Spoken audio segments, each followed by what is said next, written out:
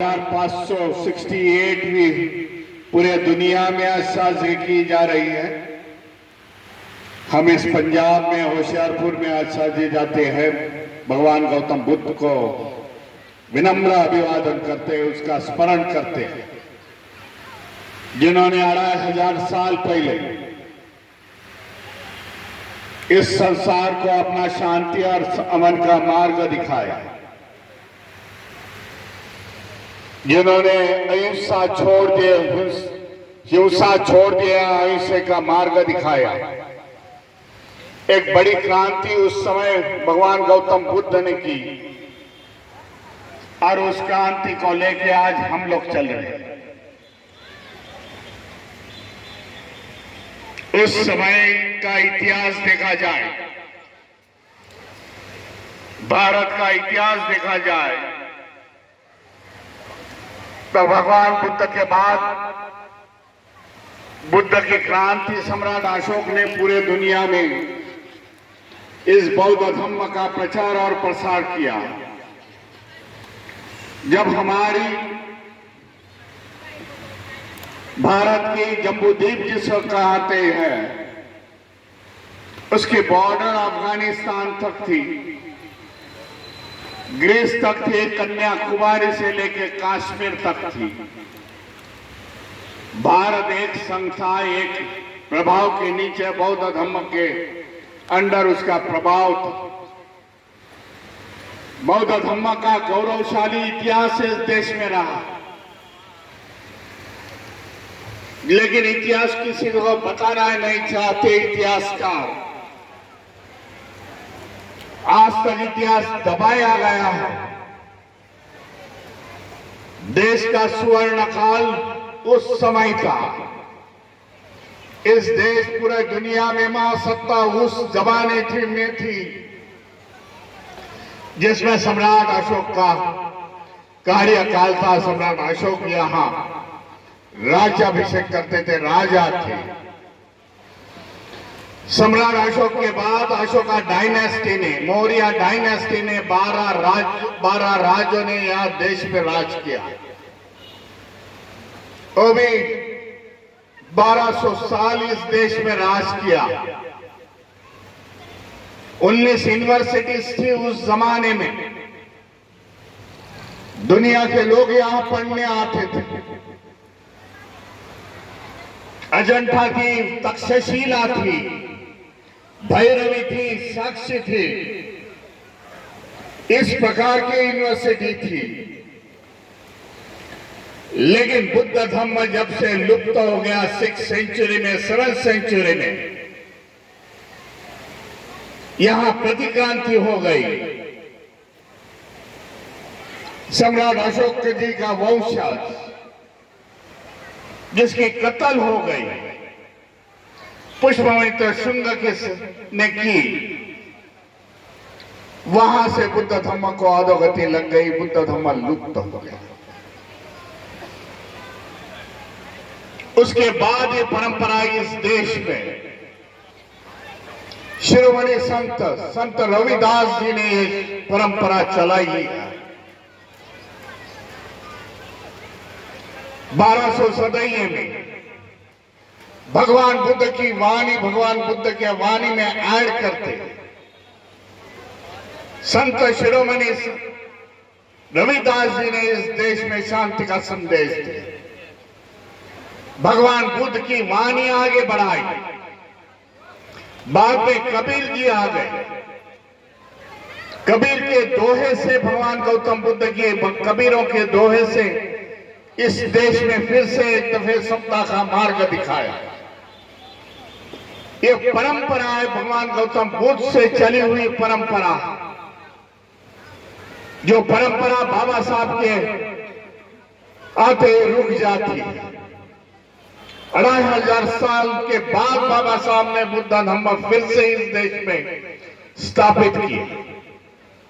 14 अक्टूबर 1956 में बाबा साहब ने 5 लाख लोगों को बौद्ध धर्म की दीक्षा दी। बहुजनों की विचारधारा इन लोगों ने चलाई। आज देश में देखा जाए, मैं किसी को टिप्पणी नहीं करना चाहता,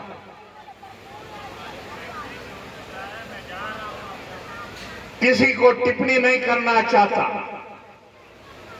लेकिन ये हमारे बहुजनों के संतों ने, बहुजनों के महापुरुषों ने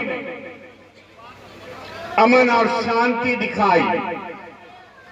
कोई शस्त्र का कोई भी किसी ने उपयोग नहीं किया, कोई शस्त्र हाथी नहीं लिया। यह बड़ी उपलब्धि है। आज देखा जाए तो इधर शस्त्र है और देवता के पास शस्त्र है। यह परंपरा आज हमें जीतनी पड़ेगी। इस परंपरा में ये देश का भला है, मैं समझता हूं। आज देश में 84 देश है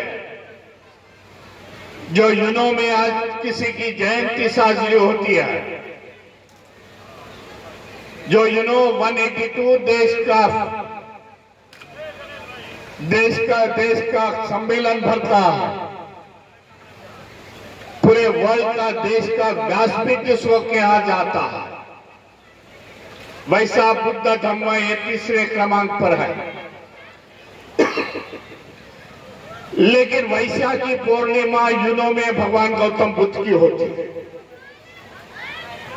आज 15 से 17 मई को ये चलने वाले बैंकॉक सिटी में इसका वैशाखी पूर्णिमा पूरे वर्ल्ड के लोग 182 कंट्री के लोग इकट्ठा। उन्होंने बैंकॉक में यूनो फाउंडेशन में बड़ी बिल्डिंग है, मैं पिछली बार गया था। ये बार मुझे आमंत्रित था इंडिया से, as a working president of the Buddhist Society of India से। लेकिन ये इलेक्शन का चक्कर में मैं ये शायद जा नहीं सका। दुनिया में एक ही जयंती साजरी होती है, वैशाखी पूर्णिमा भगवान गौतम बुद्ध की।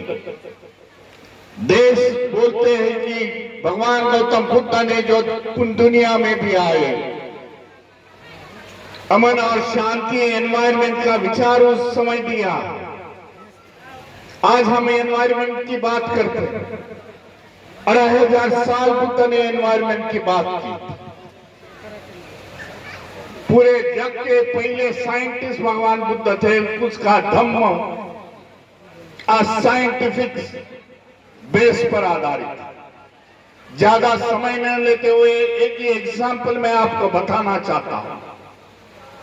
सबसे बड़ा दुनिया का साइंटिस्ट आइंस्टाइन था।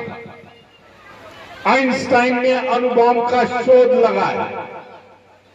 ये आइंस्टाइन, उसके पिताजी क्रिश्चियन थे, लेकिन ये आइंस्टाइन बचपन से ये निधर्मीय था।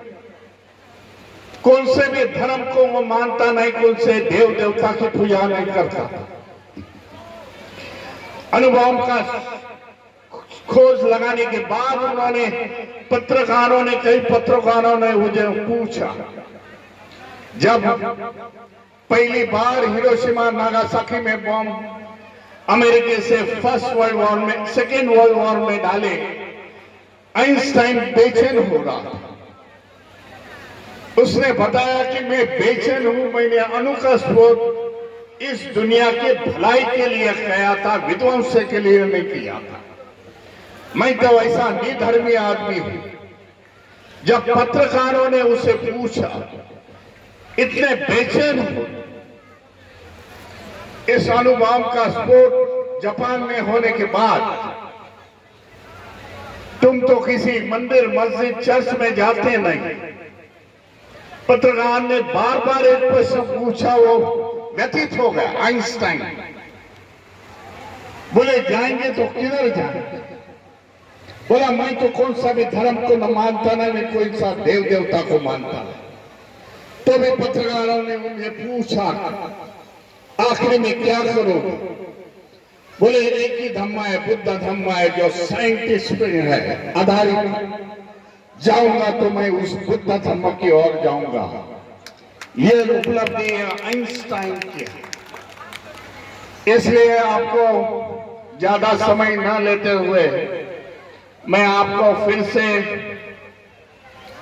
बौद्ध पूर्णिमा, वैशाखी पूर्णिमा, उसकी बार बार बधाई देता हूं, मनोकामना करता हूं आपके जीवन में अमन और शांति का प्रवास शुरू होए।